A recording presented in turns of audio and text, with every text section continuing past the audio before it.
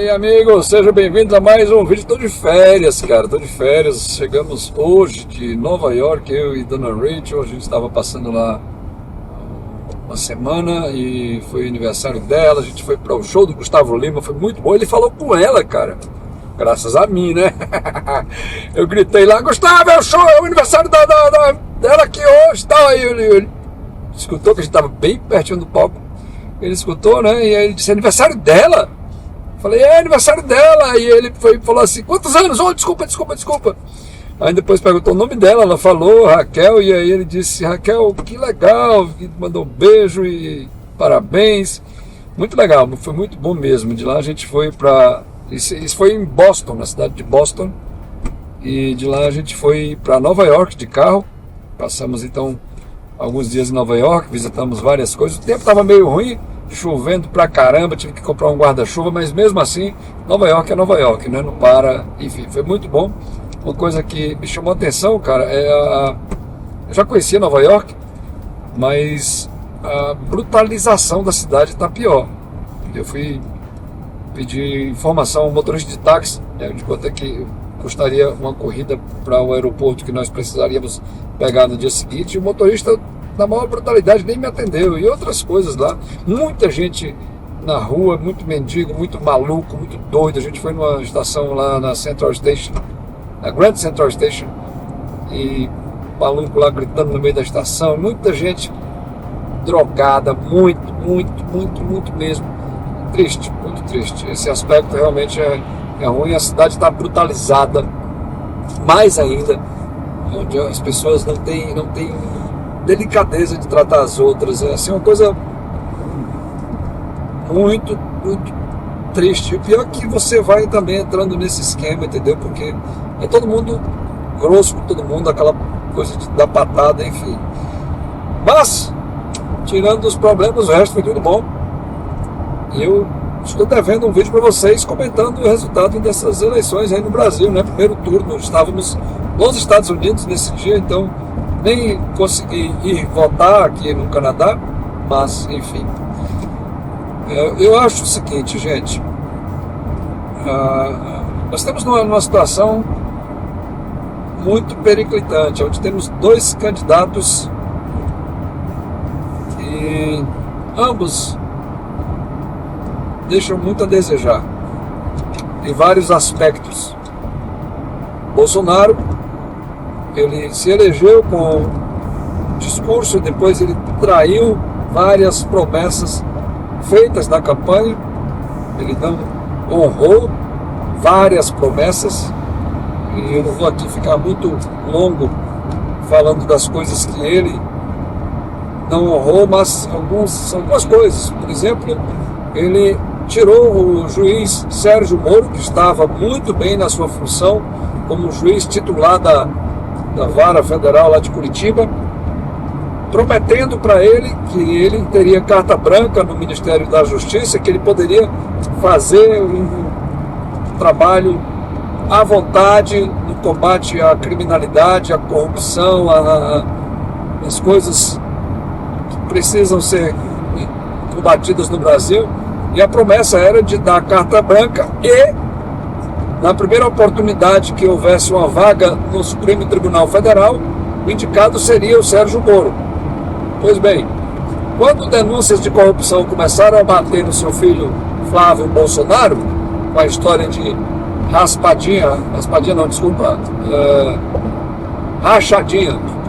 raspadinha é outra coisa, rachadinha, aí ele mudou totalmente o seu procedimento. E essas denúncias de rachadinha também existe a possibilidade de atingir o próprio presidente Bolsonaro, porque o Queiroz era um homem de confiança do Bolsonaro, então existe uma suspeita de que, na verdade, o Bolsonaro que é o chefe do esquema de rachadinhas, né, articulado o Flávio, e tem outro filho dele também, está sendo denunciado. Vários delegados de Polícia Federal foram afastados, então logo começaram a mexer em coisas que possivelmente poderiam atingir clã, filhos, enfim, amigos, íntimos, aquela coisa. Esses delegados foram afastados e isso o juiz Sérgio Moro não concordou, foi o que aconteceu e essa é a realidade dos fatos. O juiz Sérgio Moro não concordou e aí passou a ser ridicularizado por bolsonaristas extremos, pessoas que não têm capacidade de raciocinar. Isso é lamentável. Tanto que puxaram o tapete do Sérgio Moro em todos os aspectos e ele acabou aí ostracizado e numa situação extremamente lamentável, porque acreditou na promessa de Jair Bolsonaro. Isso é lamentável. Outras coisas também que Bolsonaro prometeu, que não se aliaria a pessoas que estavam ligadas no esquema de corrupção que sempre existiu nesse país. E ele, porque perdeu a base que ele tinha de apoio no Congresso, lembre-se que ele se elegeu em 2018 com a segunda maior bancada da Câmara, né, do PSL. Só que teve tanta intriga interna orquestrada pelos filhos dele, Flávio Bolsonaro, Eduardo e Carlos Bolsonaro, que a base que ele tinha se acabou, né, se esfarelou, e ele não teve outra alternativa a não ser se render ao Centrão. Essa foi uma promessa de campanha que ele também desonrou. Isso é lamentável. O presidente da República ele tem que ter uma linha de conduta. Ele não pode romper com o que ele fala, mesmo que não tenha sido escrito e registrado em cartório, mas o que ele fala tem que ser respeitado, tem que ser honrado. Está cheio de vídeos dele aí na internet dizendo, prometendo essas coisas que eu estou falando aqui. Augusto Aras na PGR, isso também foi outra cagada muito grande que ele fez. É lamentável. Esse é um candidato, né? Do outro lado nós temos o outro candidato, que é um sujeito que foi processado, teve todas as chances de se defender na primeira instância, na segunda instância, na terceira instância, e foi seguidamente confirmado as suas sentenças, suas condenações, tanto que o Tribunal Federal de Porto Alegre aumentou a pena dele por unanimidade. Todos os desembargadores concordaram em considerá-lo culpado e aumentar sua pena. O STJ rejeitou seus recursos, mas aí chega na Suprema Corte, no STF, uma corte, por sinal, montada na sua grande maioria por quem? Pelo próprio Lula, próprio condenado, e a Dilma. Essa história todo mundo sabe, né? Dos 11 ministros da Suprema Corte, 8 tinham sido colocados lá por Dilma e Lula. E isso foi suficiente para que a lei, o combate à criminalidade, o combate à corrupção fosse jogado no ralo, e os ministros do STF, lamentavelmente, se acovardaram. Eles se anularam nos cargos que ocupam para trazer de volta um homem com esse calibre. Além disso, as propostas do ex-presidiário são absolutamente inaceitáveis. Por exemplo, ele acha que um jovem que rouba um celular para tomar uma cervejinha, ele não deve ser maltratado, condenado, enfim, ele tem que ficar aí, deixa quieto. Ele já disse isso várias vezes. E isso não dá para concordar. Ele também planeja fazer controle de redes sociais, controle de mídia, controle de imprensa. Isso também não dá para concordar. Isso é absurdo. Isso é lamentável. E eu fico indignado, impressionado como é que tem gente como Raquel Sherazade, que é uma mulher inteligente da imprensa, que acha que é melhor o Lula na presidência da República, a despeito, né, de tudo que eu estou falando aqui. Quer dizer, é um negócio de doido. as grandes corporações de mídia, como Rede Globo, como né, Folha de São Paulo, UOL, enfim, eles têm uma tendência claríssima para apoiar essa pessoa na presidência da República de novo. Isso é lamentável, é inaceitável, isso é repugnante, é totalmente condenável esse tipo de coisa. Eu acho que o nosso país está entre a cruz e a espada, mas se você medir as coisas, eu consigo, sabe assim, eu consigo ver uma grande diferença, mesmo com toda essa meleca que Jair Bolsonaro fez, não honrou o que prometeu, né? Isso é um lado da questão, mas existe outra coisa também que a gente precisa considerar, que resultados estão sendo entregues, né? Nós tivemos uma pandemia a nível mundial que arregaçou com vários países, depois disso uma guerra na Europa, que fez com que os preços de combustíveis disparassem, preços de mercadorias disparassem, alimentos, né, problemas de abastecimento, né, de comida a nível mundial. É uma loucura, é uma loucura. E mesmo assim o nosso país, o Brasil, continua entregando, né, um resultado bom. Eu não lembro, eu estou com quase 62 anos de idade, você vai ver esse vídeo no dia que eu faço 62 anos, olha só, parabéns para mim. E eu não consigo lembrar, nenhuma outra ocasião onde o país, né, onde o Brasil teve índice de inflação menor do que Canadá, Estados Unidos, Alemanha, Inglaterra. E está acontecendo agora no Brasil. Isso é algo que tem que ser considerado. O nível de criminalidade no Brasil tem diminuído, isso também é algo a ser considerado.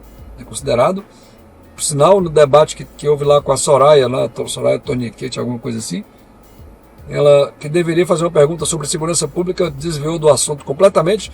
Bolsonaro era para ter puxado, né, de volta para o assunto, mostrando os números do governo dele nessa área, porque ele tem números bons para mostrar, mas ele é tão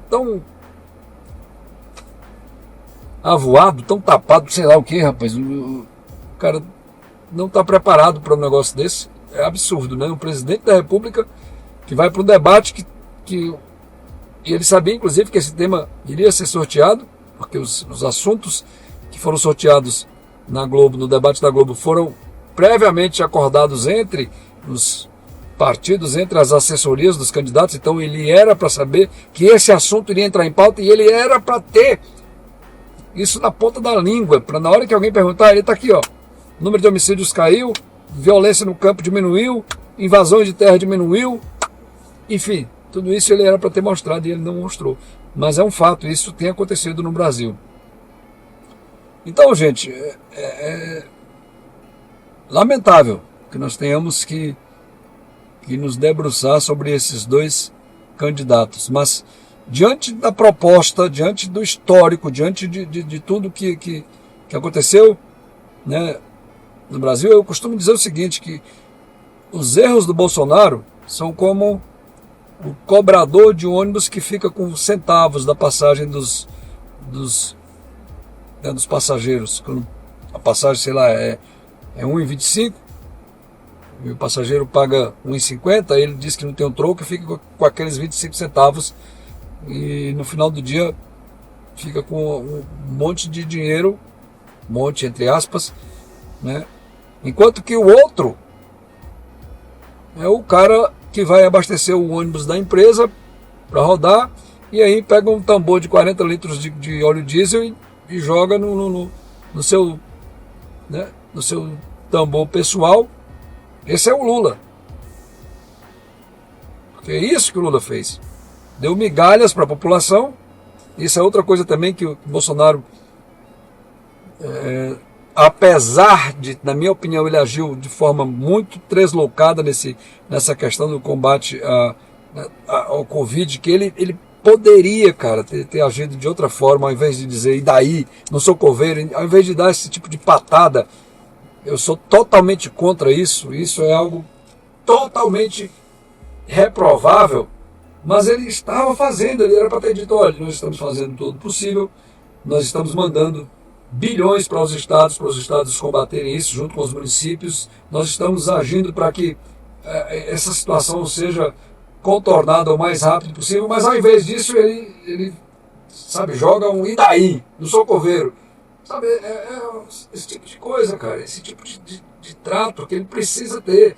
E sinto muito lhe dizer, se você é daqueles que apoia, que aplaude, que diz, beleza, meu presidente, meu mito, porque ele diz esse tipo de absurdo, você é um imbecil. Você é imbecil. Porque um presidente da República, ele tem que ter uma certa postura. Tem sim que ter uma certa postura. E aqueles que, sabe, que aplaudem atos grotescos, grosseiros de um presidente da República, esses merecem ser tratados. Mas enfim, voltando aqui à questão, quem agora, né? Nós estamos num dilema, porque de um lado tem um que é um porra louca, mas tem mostrado resultados, tem mostrado números, tem mostrado que a economia está melhorando, o Brasil está melhorando com seus números, com a agricultura, recordes atrás de recorde de produção, como eu já falei, inflação baixa, apesar de toda essa confusão que aconteceu no mundo todo, esse é um candidato, e do outro lado nós temos um bandido, comprovadamente bandido, que a despeito do que, né, a Suprema Corte fez, ele não foi inocentado. Ele mente quando diz que foi inocentado. Isso não é verdade, ele não é inocente. Ele é bandido, ele é picareta, ladrão. Então, bicho, não tem o que discutir, cara. Não é do meu agrado, mas dos males o menor. Eu espero, realmente eu tenho percebido que pelo menos, aparentemente, Bolsonaro tem mudado sua forma de agir, tem agido com mais cautela. Não precisa ter cautela, bicho. O presidente da República não pode agir de forma tresloucada. Tem que ter cautela, tem que ter bom senso, tem que ter temperança. Lutar contra o sistema corrupto, sim, mas com bom senso. Essa história desse orçamento secreto também é algo que precisa ser investigado. Quem é que está participando disso? Quem é que, né, quem que está se beneficiando disso e para onde é que está indo esse dinheiro? Eu escutei um vídeo da Simone Tebet dizendo que em cidades do Maranhão que está se colocando aí nos orçamentos, nos relatórios financeiros, foi trocado dentes, arrancado dentes, mais do que todos os dentes da população inteira da cidade. Tem alguma coisa estranha, se é que isso é verdade também. Então tem que se investigar tudo, tem que ir atrás da verdade e punir aqueles que estão participando de algum esquema, né, ilícito de roubo de dinheiro público, seja quem for, seja quem for, cara. A gente não pode passar a mão na cabeça de ninguém, tem que ser a mesma regra. É só assim que esse país vai conseguir ser um país decente, um país que traz orgulho aos seus habitantes. Vou ficando por aqui, já falei demais. Fala aí o que você acha desse assunto. A gente volta a comentar no próximo vídeo do canal, tá bom? Compartilha se você acha que deve, dá joinha também, comenta, gente, isso é importante, esse comentário de vocês, toda essa coisa, compartilhar, dar joinha e comentar. O YouTube usa essa métrica aí para dar mais importância ou menos importância ao vídeo. Então eu preciso da sua ajuda nesse aspecto, tá? Preciso que você me ajude nisso, para que a gente possa atingir o maior número de pessoas possíveis. O segundo turno das eleições é agora aí, no final do mês, dia 30 de outubro, e tem coisas que eu realmente tenho dificuldade de entender, né? Por exemplo, Minas, Lula ganhou, mas o candidato a governo do estado que é frontalmente contra o Lula ganhou em primeiro turno. Tem um outro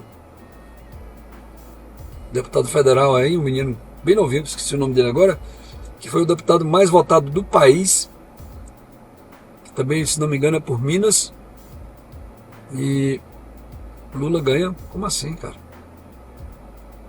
Outra coisa lamentável também é o Nordeste brasileiro ter votado em peso em Lula. E aí é que tá, Lula e Dilma estiveram quanto tempo, né, no governo federal ao todo? 16 anos quase, 15, 16 anos, e o Nordeste continua sendo a pior região em termos de saneamento básico, níveis de escolaridade, nível de renda per capita, nível... Cara, é tudo de ruim no Nordeste. E essa turma teve aí mais de uma década no governo. E por que esse Nordeste continua do mesmo jeito? Então não dá para entender isso não, cara. Esse pessoal é muito louco, muito, muito louco, porque, na minha opinião, Lula era para ter ficado em último lugar nessa corrida eleitoral. E aí ainda tem a questão das pesquisas aí, que precisa se entender. Como é que uma pesquisa erra em 10, 12, 13, 14 pontos? Tem alguma coisa estranha. Tem alguma coisa estranha. Muito estranho mesmo. Gente, vou ficando por aqui. Cheiro, beijo, queijo. Tchau, galera.